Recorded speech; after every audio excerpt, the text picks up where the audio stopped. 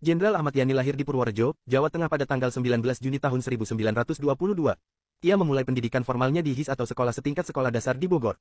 Setelah menyelesaikan pendidikan dasar pada tahun 1935, Yani melanjutkan sekolah di Mulo atau setingkat SMP, dan kemudian masuk ke AMS setingkat SMA pada 1938. Selama 2 tahun di AMS, Yani memutuskan untuk mengikuti pendidikan militer di Dinas Topografi Militer. Setelah menyelesaikan pendidikan militer di Malang, Jawa Timur, Yani ditugaskan di Bandung. Melihat potensi yang besar dalam dirinya, Yani dikirim ke Bogor untuk mengikuti pendidikan militer yang lebih intensif.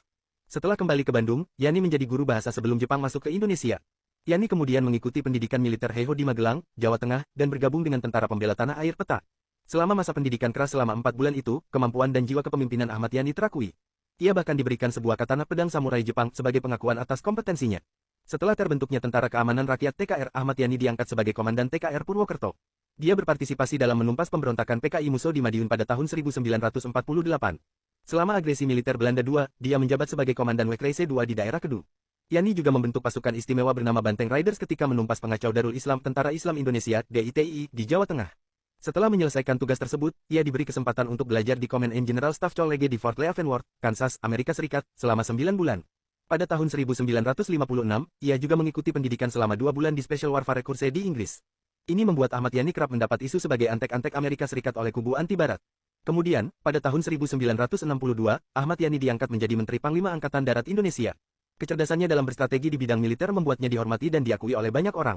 Sebagai seorang yang terdidik dalam budaya, Yani bersikap luas dalam berhubungan dengan Presiden Soekarno, yang membuatnya dekat dengan sang proklamator.